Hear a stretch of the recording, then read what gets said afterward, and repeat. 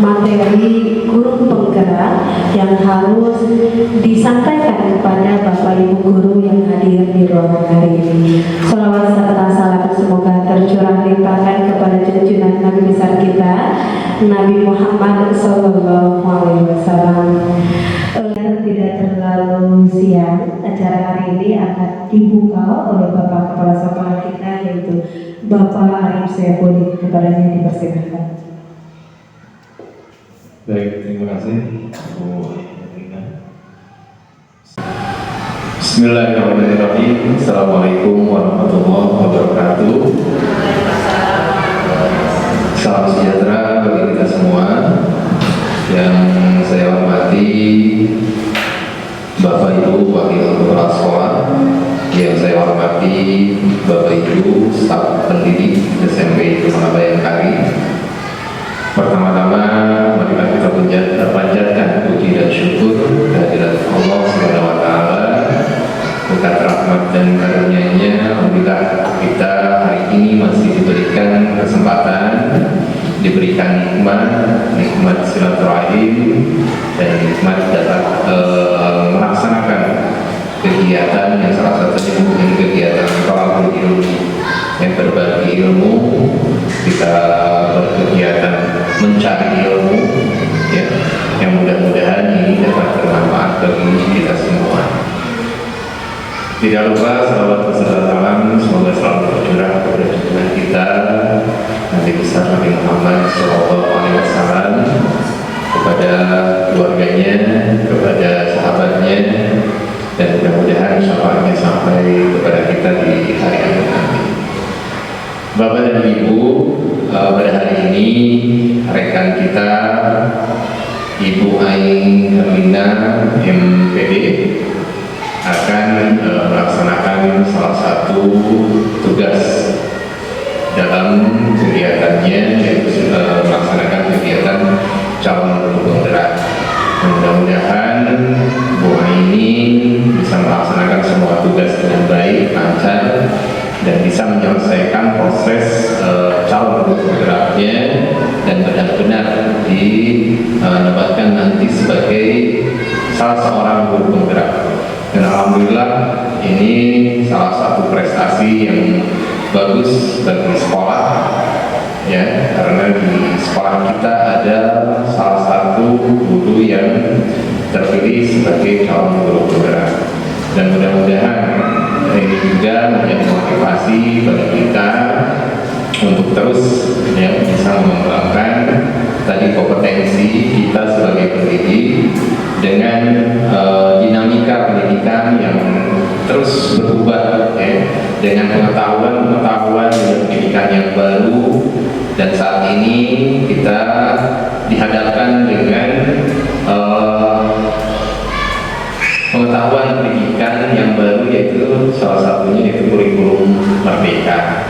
Nah, mudah-mudahan dengan semakin berkembangnya dunia pendidikan ini, nah, kita juga bisa mengikutinya, ya.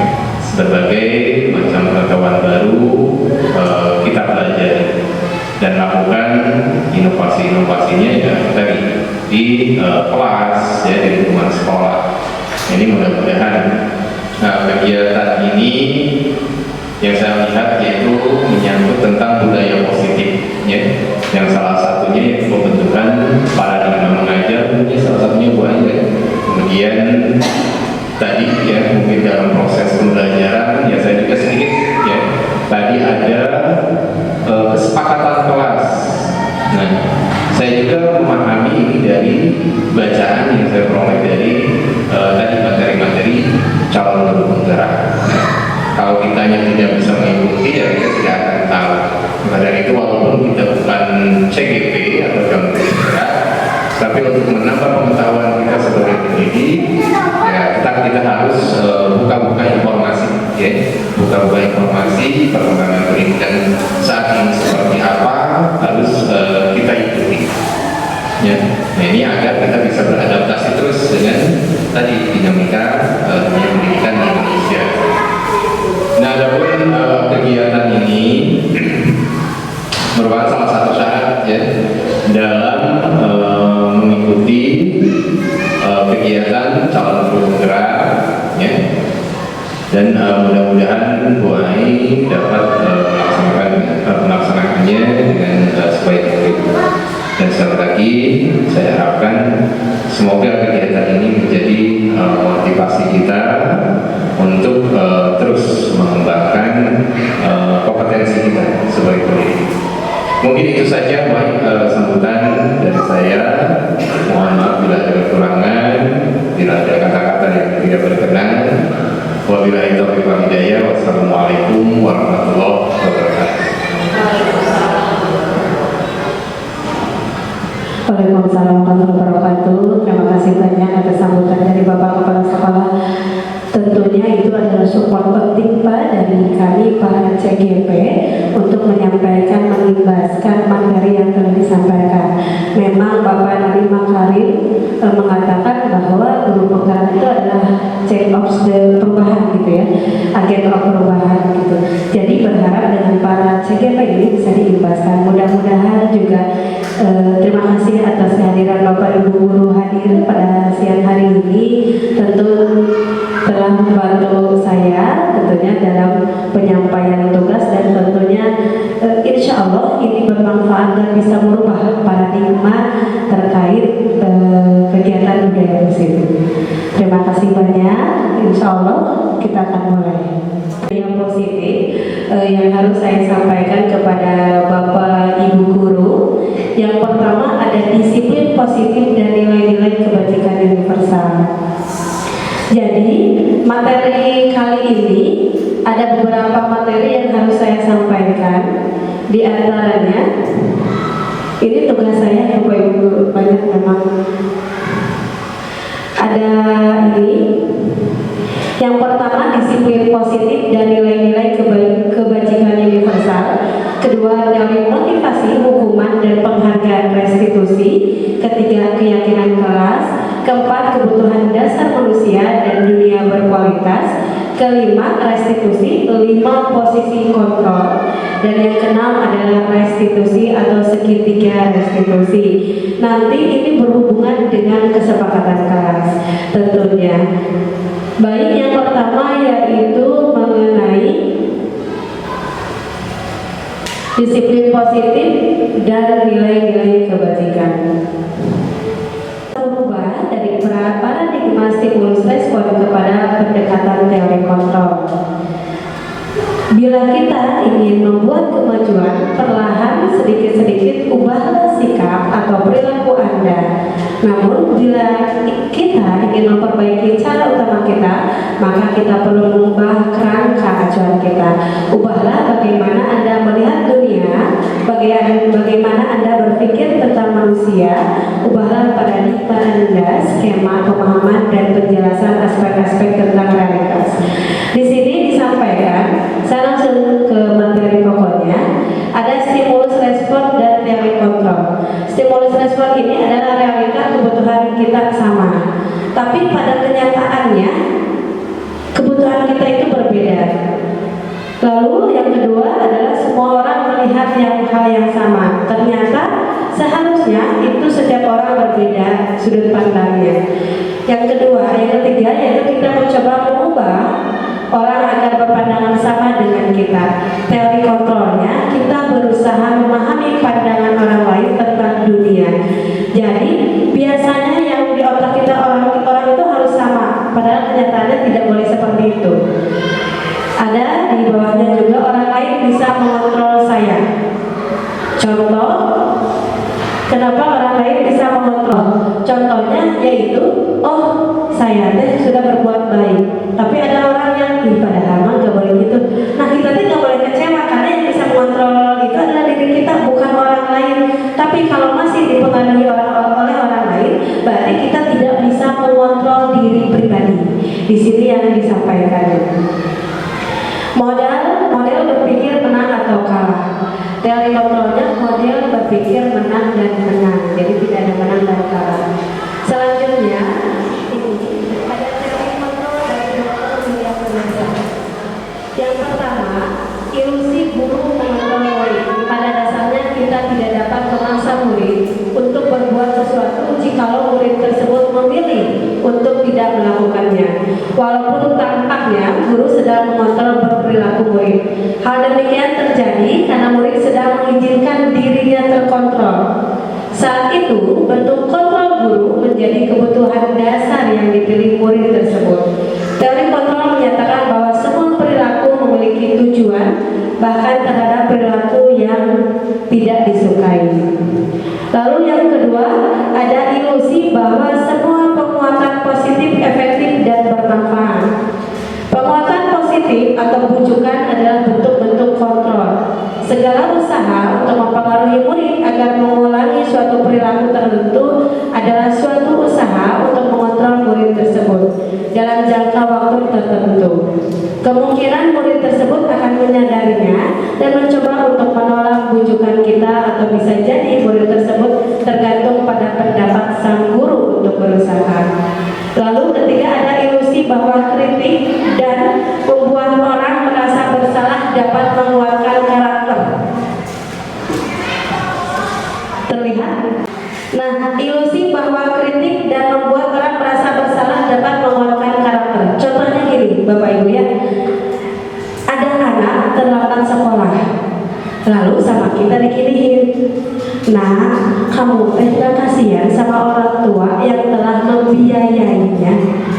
Seharusnya kamu itu harus bisa tepat waktu. Itu bukan menyuruh anak untuk sadar, tapi seolah-olah anak merasa bersalah. Itu salah. Seharusnya tidak boleh seperti itu.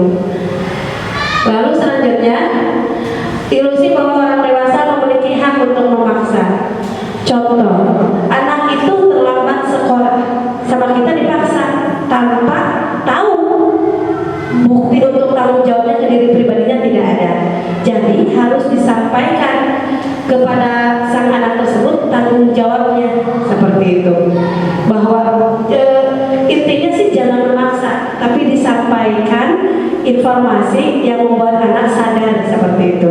Jadi budaya positif di sini yang akan disampaikan yaitu bagaimana merubah paradigma yang telah lalu ternyata salah, seperti itu. Selanjutnya,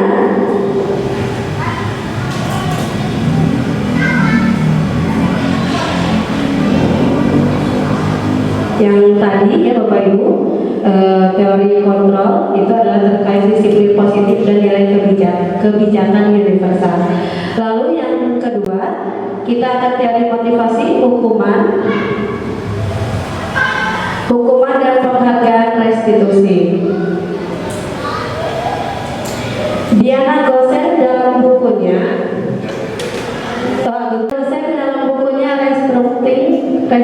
Restructuring School Discipline menyatakan ada 3 motivasi perilaku manusia. Yang pertama, untuk menghindari ketidaknyamanan atau hukuman. Ini adalah tingkat terendah dari motivasi perilaku manusia. Biasanya orang yang motivasi perilakunya untuk menghindari hukuman atau ketidaknyamanan akan bertanya, apa yang akan terjadi apabila saya tidak melakukannya? Itu adalah bentuk hukuman. Sebenarnya mereka sedang menghindari permasalahan yang mungkin muncul dan berpengaruh psikologis maupun tidak terpenuhinya kebutuhan mereka bila mereka tidak melakukan tindakan tersebut. Motivasi ini bersifat eksternal. Lalu yang kedua, disiplin itu untuk mendapatkan imbalan atau penghargaan dari orang lain. Satu tingkat di atas motivasi yang pertama. Di sini orang berperilaku untuk mendapatkan imbalan atau penghargaan dari orang lain. Orang dengan motivasi ini akan bertanya, apa yang akan saya dapatkan apabila saya melakukannya? Mereka melakukan sebuah tindakan untuk mendapatkan pujian dari orang lain yang menurut mereka penting dan mereka letakkan dalam dunia berkualitas mereka. Mereka juga mengatakan melakukan sesuatu untuk mendapatkan hadiah, pengakuan atau imbalan. Motivasi ini bersifat eksternal. Makanya di guru penggerak, Bapak Ibu, sanksi atau hukuman atau reward itu tidak ada. Jadi di dalam materi guru penggerak itu ditekankan ke lebih kesadaran diri pribadi mereka dan bertanggung jawab. Jadi hukuman sama reward itu tidak ada. Karena nantinya seperti ini, saya melakukan ini karena imbalan, saya melakukan ini karena hukuman, seperti itu. Selanjutnya, untuk menjadi orang yang mereka inginkan dan menghargai diri sendiri dengan nilai-nilai yang mereka percaya. Dengan motivasi ini akan bertanya, akan menjadi orang seperti apabila saya melakukannya. Akan menjadi orang seperti apa apabila saya melakukannya. Mereka melakukan sesuatu karena nilai-nilai yang mereka yakini dan hargai. Iva kurang menguasai pelajaran matematika, sehingga pada saat pelajaran tersebut berlangsung, dia lebih banyak berdiam diri atau menggambar di buku pelajarannya. Pada saat guru matematikanya, Pak Seno, menanyakan, pertanyaan Iva menjadi gugup dan tak sengaja menjatuhkan tasnya dari kursi, serta tiba-tiba menjadi gagap pada saat berupaya menjawab. Seluruh kelas pun tertawa melihat perilaku Iva yang bicara tergagap-gagap dan terkejut tersebut. Pak Seno pada saat itu membiarkan teman-teman Iva menertawakan Iva yang tergagap dan malu luar biasa, dan malahan minta Iva untuk maju ke depan dan berdiri di depan kelas sambil menunjuk hidungnya karena tidak bisa menjawab pertanyaan Pak Seno. Kelas makin gaduh dan anak-anak pun tertawa melihat Iva di depan kelas memegang ujung hidungnya. Apakah Anda setuju dengan tindakan Pak Seno terhadap Iva? Tidak. Lalu, apakah Iva ini termasuk hukuman atau konsekuensi? Hukuman. Kenapa hukuman?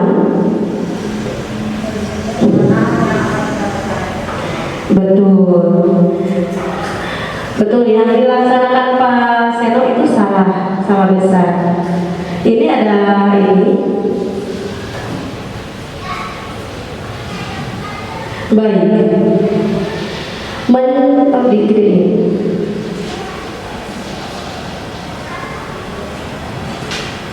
Ini pilihannya hukuman atau konsekuensi. Mencatat 100 kali di dalam buku kalimat, saya tidak akan terlambat lagi karena terlambat ke sekolah. Maksudnya konsekuensi apa hukuman? Konsekuensi apa hukuman, Bapak Ibu? Hukuman, betul. Sanksi, konsekuensi. Oh, salah. Nah, kedua, kelihatan ada. Kedua, lari mengelilingi lapangan basket 2 kali karena terlambat hadir di sekolah. Ini hukuman ya. Kalau yang tadi konsekuensi. Siap. Selanjutnya, membersihkan coretan yang dibuatnya di meja tulis. Siap.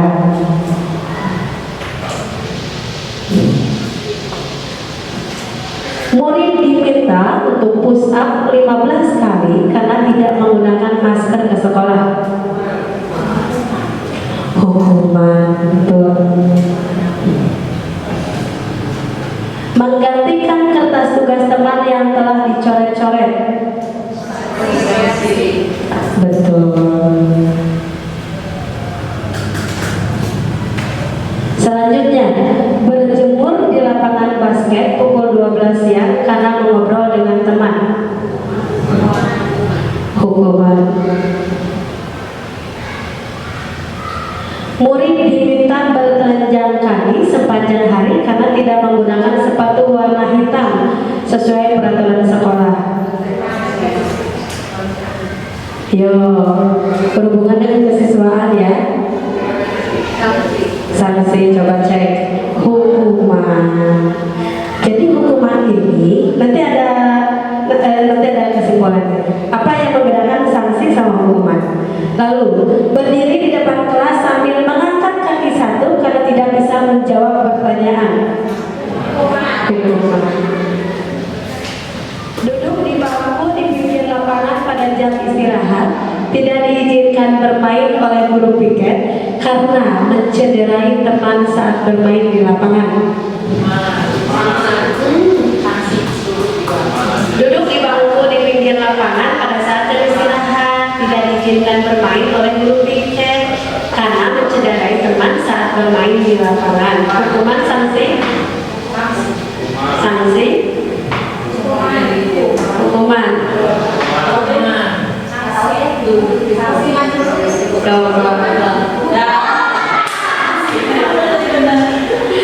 Selanjutnya, terlambat hadir di pembelajaran daring 15 menit dan diminta untuk tinggal 15 menit sesudah kelas usai untuk membahas ketertinggalan pembelajaran. Betul. Masih galau ya, nanti ada ininya, ada kesimpulannya. Lari mengelilingi lapangan basket 2 kali karena terlambat 10 menit untuk pelajaran BCOK.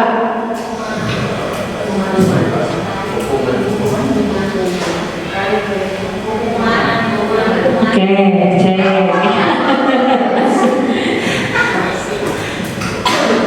Membersihkan tumpahan air di meja tulis karena tersenggol pada saat belajar.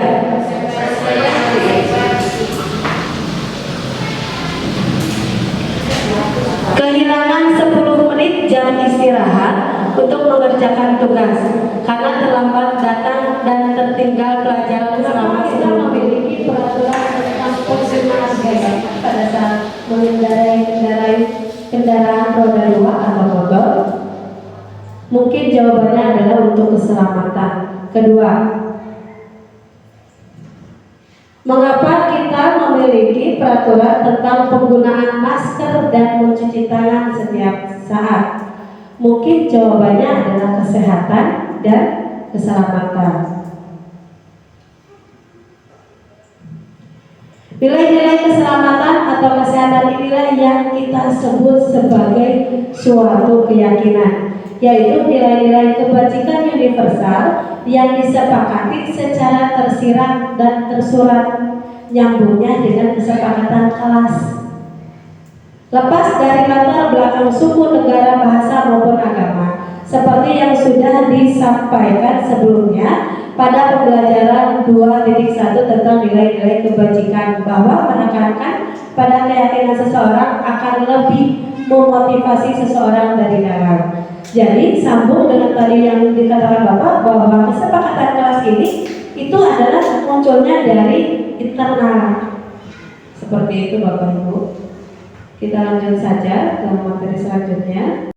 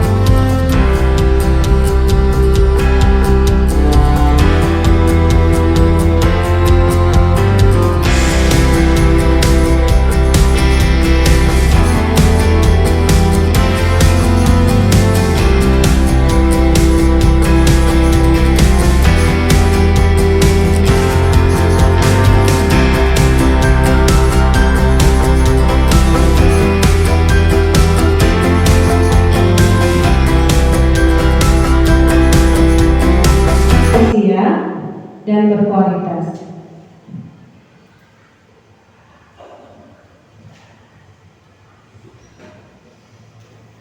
Ini langsung ya Bapak Ibu, kita dengarkan saja.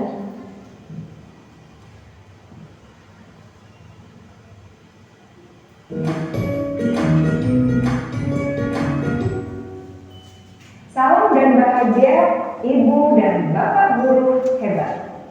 Untuk membangun budaya sekolah yang positif dengan lingkungan yang aman dan mendukung murid untuk menjadi pribadi yang berdaya, seimbang, dan bahagia, salah satu upaya yang dapat dilakukan oleh guru adalah memahami kebutuhan dasar yang mendasari perilaku murid. Pada video kali ini, kita akan membahas tentang 5 kebutuhan dasar manusia.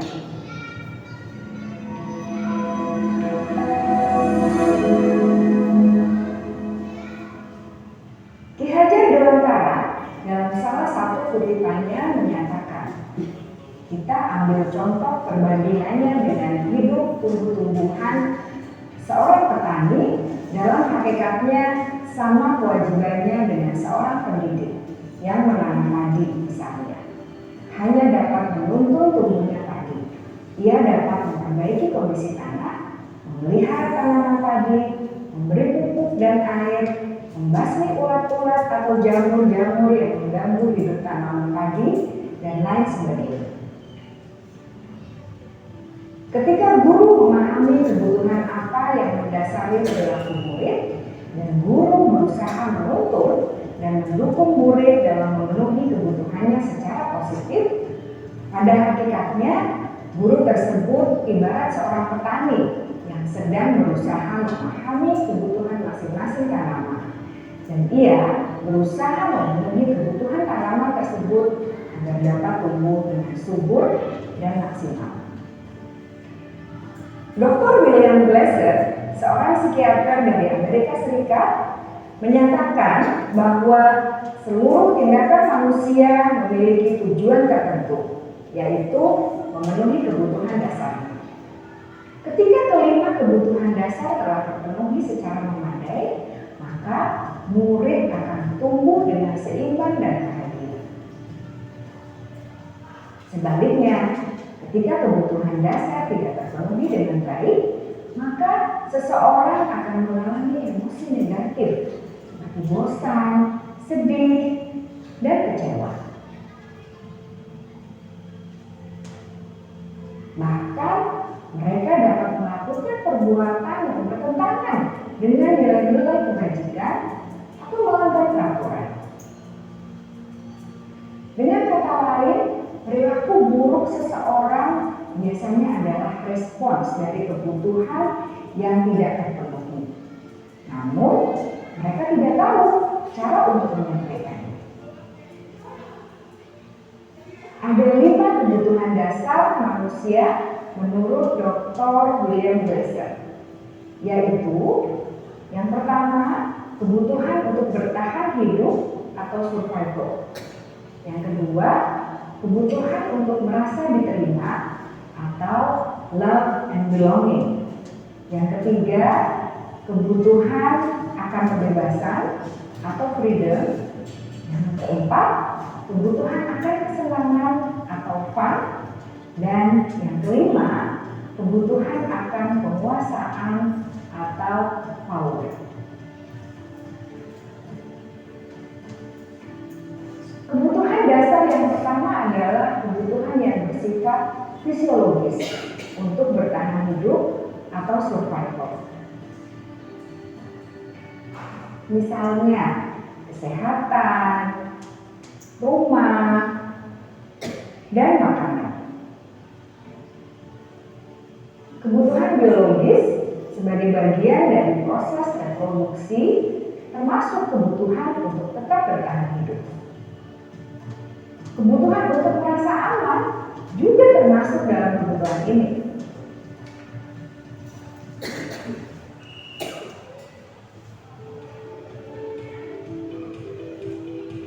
Agar murid dapat belajar dengan baik, kebutuhan mereka akan merasa aman, pangan, sandang, dan papan harus terpenuhi.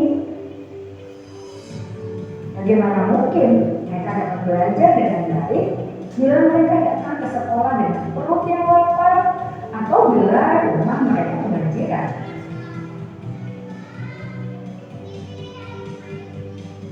Setelah kita mengetahui kebutuhan pertama yang sebagian besar bersifat fisiologis, mari kita lihat kebutuhan kedua sampai kelima yang semuanya berhubungan dengan psikologis.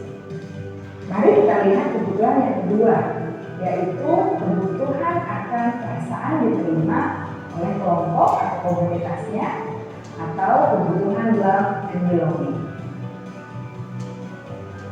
Kebutuhan ini meliputi keinginan untuk tetap terhubung dengan orang lain seperti teman, keluarga, teman kerja, dan kelompok di mana kita tergabung. Setiap murid ingin menjadi bagian yang berharga dari kelas dan juga sekolah. Mereka juga ingin diterima oleh orang lain dan kelompoknya. Bahkan, murid yang terlihat paling cuek pun jauh di dasar hatinya pasti ingin merasa diterima. Sebagai guru, seharusnya kita dapat menerima murid kita apa adanya, sesuai dengan programnya. Karena setiap murid adalah unik.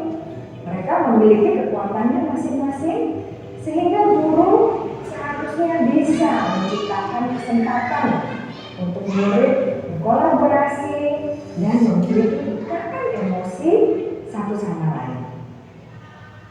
Murid-murid yang memiliki kebutuhan yang besar untuk merasa diterima, biasanya mereka belajar karena suka pada gurunya, dan mereka juga suka bekerja dalam kelompok. Kebutuhan yang ketiga adalah kebutuhan akan kebebasan atau kebutuhan membuat pilihan.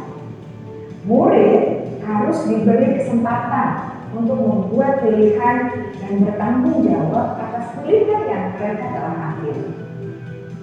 Memberi mereka kebebasan bukan berarti membiarkan mereka melakukan apa saja yang mereka mau, melainkan lebih memberi mereka kesempatan untuk membuat pilihan, menyuarakan pendapat mereka dengan percaya diri, dan memberi mereka kesempatan untuk mencoba hal-hal yang baru. Pembelajaran dengan metode yang beragam dan menarik juga akan memenuhi kebutuhan murid tentang kebebasan ini. Pembelajaran berdiferensiasi, di mana guru menyediakan beberapa jenis tugas yang bisa dipilih oleh murid sesuai minat mereka, sangat baik untuk mengembangkan murid menjadi lebih mandiri dan memiliki motivasi internal. Karena kebutuhan akan kebebasan pada dasarnya adalah kebutuhan untuk mandiri, memiliki otonomi, memiliki pilihan, dan mampu mengendalikan arah hidupnya sendiri.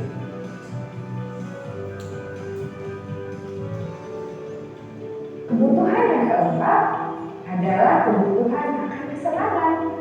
Bayangkan Bapak Ibu, hidup tanpa rasa senang, betapa menyedihkannya. Glasser menghubungkan kebutuhan akan kesenangan dengan belajar. Jangan sepelekan kebutuhan murid untuk merasa senang di kelas. Sebagai guru, jangan ragu-ragu untuk dengan sengaja memasukkan kegiatan yang menyenangkan dalam kelas. Murid-murid dengan kebutuhan dasar kesenangan yang tinggi ingin menikmati apa yang mereka lakukan. Mereka juga konsentrasi tinggi saat mengerjakan hal-hal yang disenangi.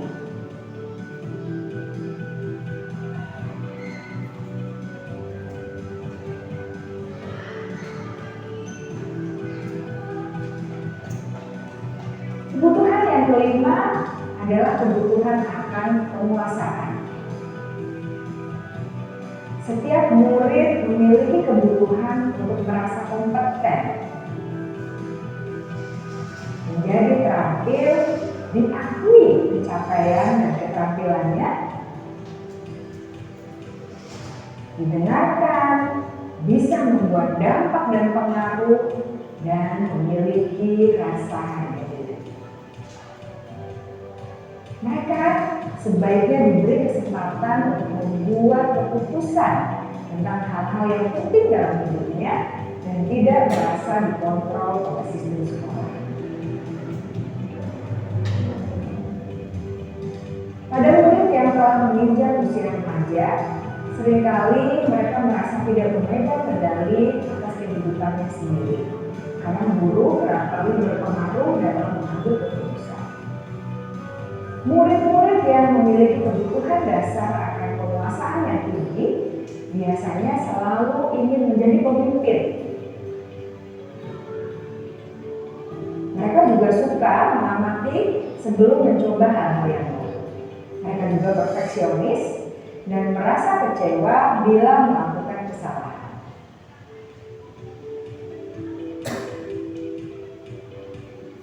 Ibu dan bapak guru sangatlah penting bagi kita untuk mengetahui kebutuhan dasar murid-murid, agar kita memahami alasan dibalik sikap dan tingkah laku mereka. Bila murid berperilaku buruk atau melanggar peraturan, sehingga tindakannya tidak sesuai dengan nilai-nilai kebajikan, maka guru harus mencari tahu alasan yang mendasari tindakan tersebut dan kebutuhan apa yang belum terpenuhi. Melalui percakapan dengan guru dalam pendekatan disiplin positif, murid dapat diajar untuk bersikap reflektif dalam mengenali kebutuhan-kebutuhan yang berusaha mereka penuhi dan mendasari tindakan mereka. Jika guru mengabaikan perilaku buruk murid-murid, maka perilaku tersebut akan berpengaruh pada suasana kelas yang kurang kondusif dan akan berpengaruh pada tujuan dari pendidikan itu sendiri. Ibu bapak guru hebat, mari kita menjadi guru yang lebih baik dengan memahami kebutuhan dasar murid-murid kita dan senantiasa memimpin mereka untuk menjadi pribadi yang berdaya, seimbang, dan bahagia.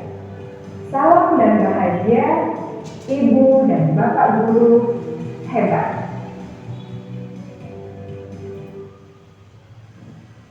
Itu adalah kebutuhan dasar Bapak Ibu.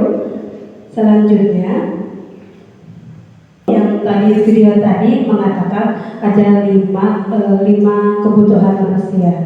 Seperti halnya anak tidak mengerjakan tugas, itu dicek apakah kebutuhan apa yang belum terpenuhinya, seperti itu. Ini ada rest 5 posisi kontrol. Adik yang terlambat hadir di sekolah, itu adalah kasusnya. Yang pertama ada penghukum. Seorang penghukum bisa menggunakan hukuman fisik maupun verbal. Orang-orang yang menjalankan posisi penghukum senantiasa mengatakan bahwa sekolah memerlukan sistem atau alat yang dapat lebih menekankan murid-murid lebih dalam lagi. Guru-guru yang menerapkan posisi penghukum akan berkata, "Patuhi aturan saya," atau "Awas, kamu selalu saja salah. Pasti selalu yang terakhir selesai." Guru seperti ini senantiasa percaya hanya ada satu cara agar pembelajaran bisa berhasil, yaitu cara dia. Penghukum nada suara tinggi, bahasa tubuh, mata melotot, dan jari menunjuk-nunjuk menghardik. Terlambat lagi, pasti terlambat lagi, selalu datang terlambat. Kapan bisa datang tepat waktu? Tanyakan kepada diri Anda, bagaimana perasaan murid bila guru berbicara seperti itu pada saat muridnya datang terlambat. Hasilnya, kemungkinan murid marah dan mendendam atau bersifat agresif. Bisa jadi sesudah kembali duduk, murid tersebut akan mencoret-coret bukunya atau meja tulisnya. Lebih buruk lagi, sepulang sekolah, murid melihat motor atau mobil bapak ibu guru akan menggores kendaraan tersebut dengan paku. Jadi, kalau dengan metode penghukum ada rasa dendam di siswa. Kedua, pembuat merasa bersalah. Pada posisi ini biasanya guru akan bersuara lebih lembut. Pembuat rasa bersalah akan menggunakan keheningan yang membuat orang lain merasa tidak nyaman, bersalah atau rendah diri. Kata yang keluar seperti ini: "Ibu sangat kecewa sekali dengan kamu. Beberapa kali Bapak harus memberitahu kamu ya. Gimana coba kalau orang tua kamu tahu kamu berbuat begini?" Di posisi ini, murid akan memiliki penilaian diri yang buruk tentang diri mereka. Murid merasa tidak berharga dan telah mengecewakan orang-orang disayanginya.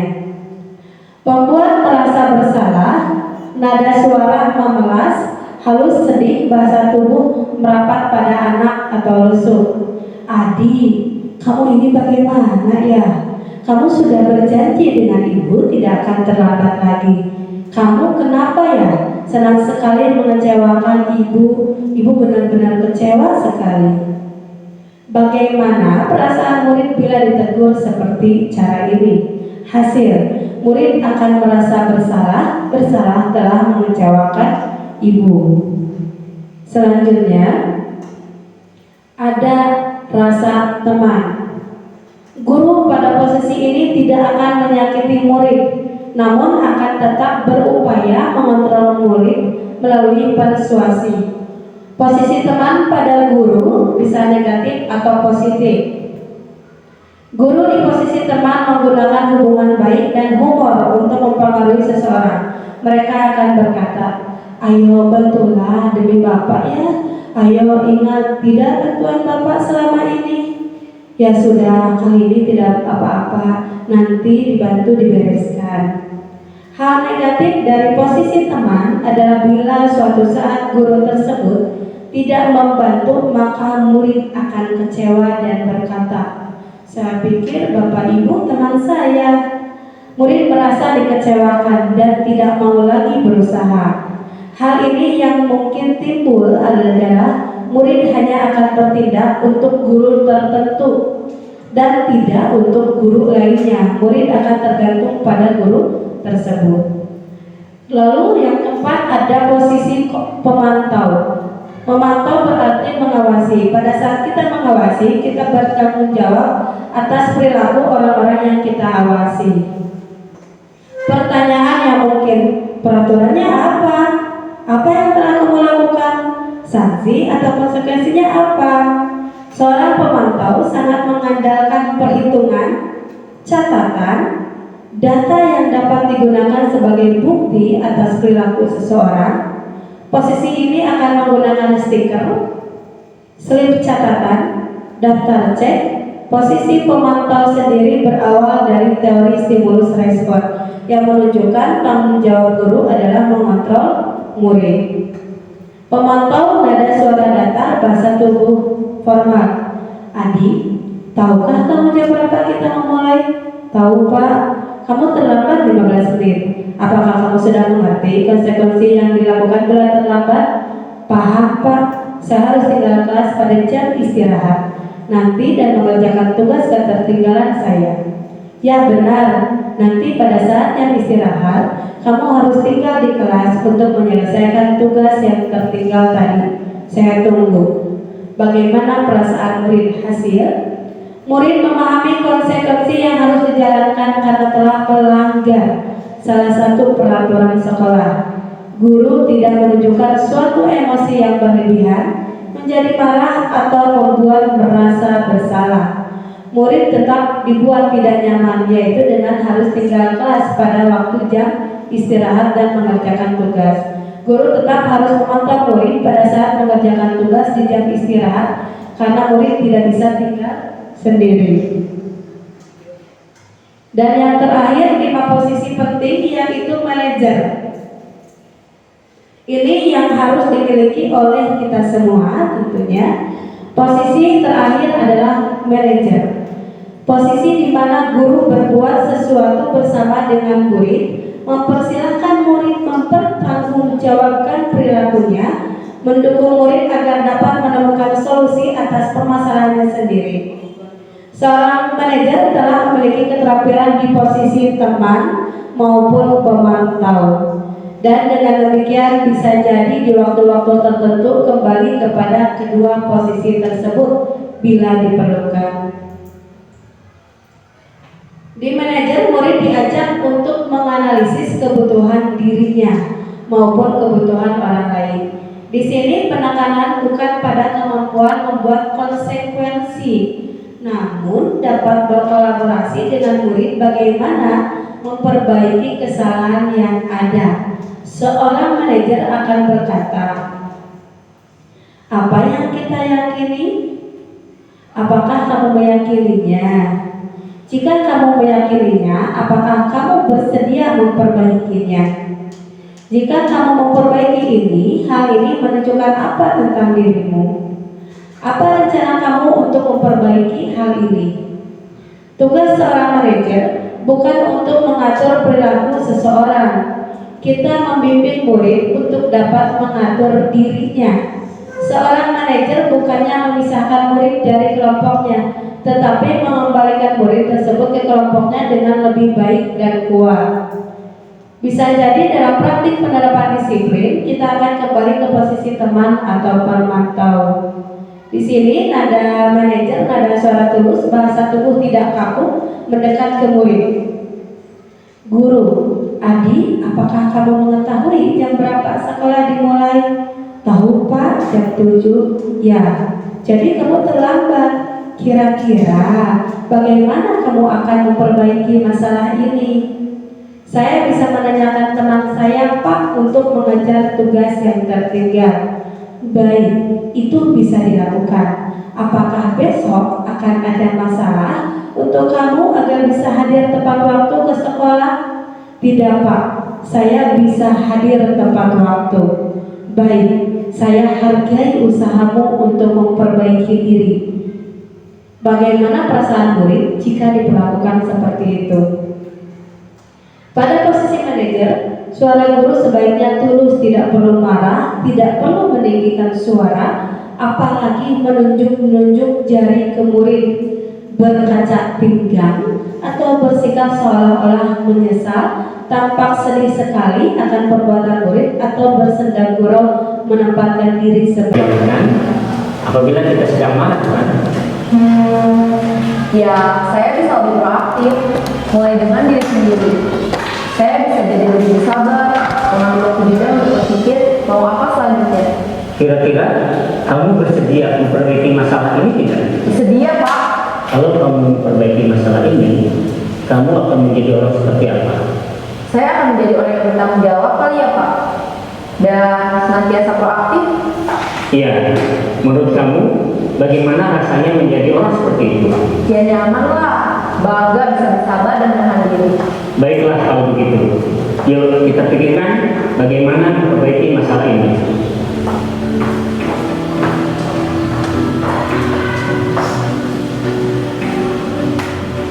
Ibu dan Bapak guru hebat, baru saja kita menyaksikan contoh bagaimana seorang guru berada dalam posisi manajer menggunakan penerapan segitiga restitusi.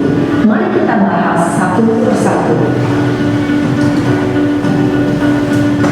Pada sisi pertama, menstabilkan identitas berdasarkan pada prinsip bahwa membuat kesalahan adalah bagian dari proses pembelajaran.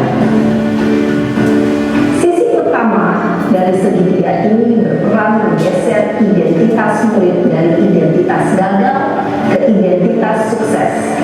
Murid yang sedang bertingkah laku yang tidak pantas atau menarik diri saat itu sedang mengalami identitas gagal. Bila kita mengkritiknya, maka posisinya tidak akan berubah. Kita bisa mengajukan pernyataan-pernyataan ini. 1. Membuat kesalahan sesuatu yang wajar. 2. Manusia tidak ada yang sempurna. 3. Kita bisa memperbaiki masalah ini. 4. Saya tidak menanya kesalahannya. Saya lebih fokus bagaimana memperbaiki masalah ini. 5. Apakah saat ini kamu telah menjadi orang yang baik untuk dirimu sendiri? Pada sisi kedua, validasi tindakan yang salah berlandaskan pada prinsip bahwa setiap perilaku berupaya memenuhi suatu kebutuhan tertentu. Guru yang telah memahami teknik kontrol akan bergeser dari pemikiran stimulus respon menjadi proaktif dan mencoba untuk mengenali tujuan dari perilaku murid, mengenali dan mengakui kebutuhan murid ini dapat memperbaiki hubungan dengan murid tersebut. Pernyataan atau pertanyaan bisa disampaikan dengan nada suara tidak menghakimi atau memojokkan, sehingga dapat mengembalikan murid pada posisi positif. 1. Kamu bisa saja bertindak lebih gegabah lagi dari ini. 2. Kamu bukan melakukannya tanpa suatu alasan tertentu. 3. Kamu melakukannya karena mempertahankan sesuatu yang penting bagimu. 4. Mungkin kamu bisa mempelajari suatu perilaku baru yang lebih efektif. Bersediakah kamu mempelajarinya?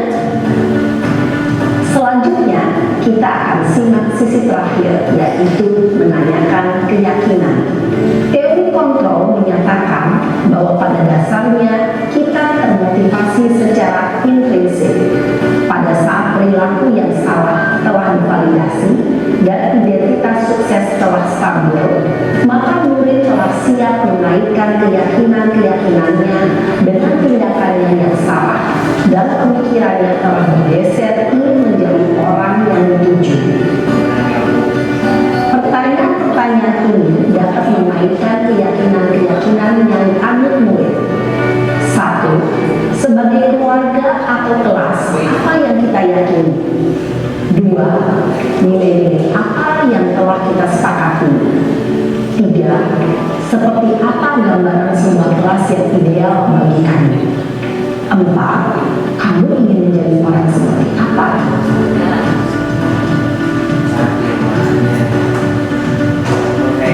Dalam menerapkan segitiga restitusi, perlu diperhatikan beberapa hal, yaitu 1. Perilaku yang salah perlu dikaitkan dengan nilai-nilai atau keyakinan-keyakinan yang telah disepakati atau dituju. 2. Kesediaan orang yang melakukan kesalahan untuk memperbaiki masalah. 3. Pemecahan masalah sebisa mungkin relevan atau memiliki hubungan dengan masalah yang ada. 4. Usaha. Perlu adanya suatu usaha perbaikan dari pihak yang berbuat kesalahan. 5. Waktu. Perlu didedikasikan waktu dari pihak yang berbuat kesalahan. Tanyakan kapan akan mulai diberlakukan usaha untuk memperbaiki masalah. Dengan memahami struktur penerapan segitiga restitusi, diharapkan guru dapat menerapkan posisinya sebagai manajer dengan mengajukan pertanyaan-pertanyaan bermakna yang dapat membuat murid menjadi lebih percaya diri, bertanggung jawab, dan mandiri. Nah, ibu bapak guru perlu tidaknya mengikuti ketiga tahapan dalam segitiga restitusi bergantung pada ringan beratnya suatu permasalahan. Misalnya, bila permasalahan tersebut ringan, maka tidak perlu dijalankan secara berurutan. Bahkan bisa semudah menanyakan apa keyakinan yang kita sepakati. Dengan menjalankan segitiga restitusi, dengan mengajukan pertanyaan-pertanyaan bermakna, diharapkan murid menjadi lebih kuat secara pribadi, dapat membuka wawasan murid agar dapat menyelesaikan permasalahannya sendiri, semakin percaya diri, mandiri, dan merdeka. Salam dan bahagia, ibu bapak guru hebat. Baik, Bapak Ibu Guru, itu adalah materi terakhir pada hari ini. Ada beberapa yang tadi telah disampaikan, ada 6 materi. Semoga bermanfaat dan bisa diterapkan nanti kepada peserta didik. Ada yang ditanyakan, Bapak Ibu, jelas ya? Jelas, mungkin kita bisa berubah paradigma tadi, bagaimana seharusnya kita menjadi guru.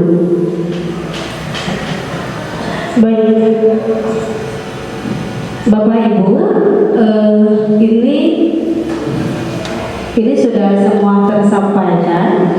Mohon maaf mengganggu waktunya, dari 60 menit ternyata 14.34 gitu ya. Terima kasih banyak atas kehadiran Bapak Ibu Guru. Memang ini adalah bagian dari tugas saya untuk menyampaikan.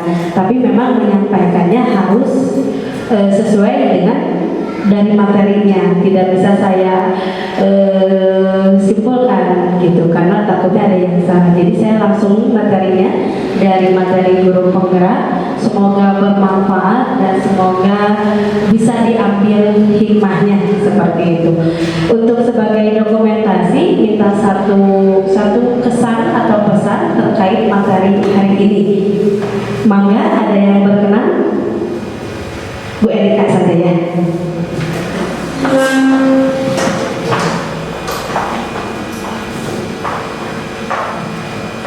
Assalamualaikum.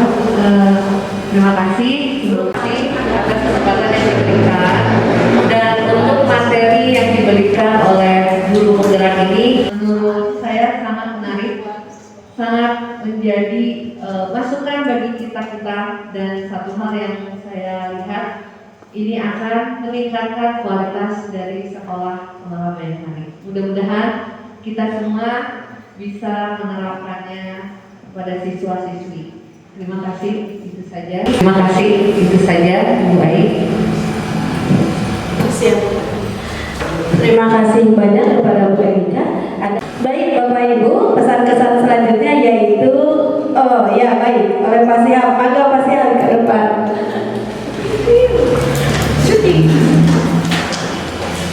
Ya, terima kasih. Assalamualaikum warahmatullahi wabarakatuh. Dengan materi yang tadi disampaikan banyak ya pengalaman yang harus diambil.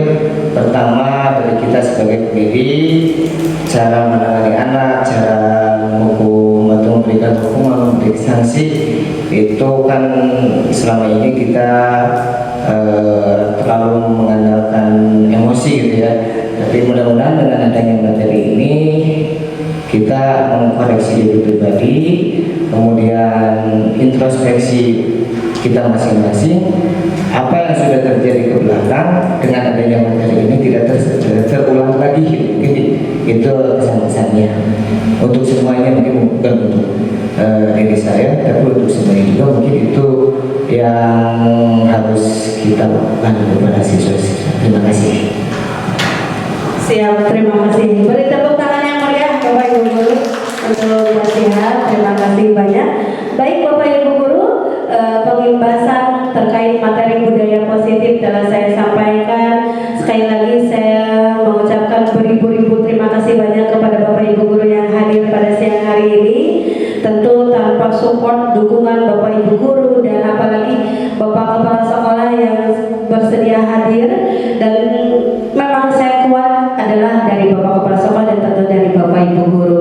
Semoga saya juga bisa segera cepat membereskan ilmu ini, materi dari guru penggerak ini. Akhir kata, mohon maaf yang sebesar-besarnya. Wassalamualaikum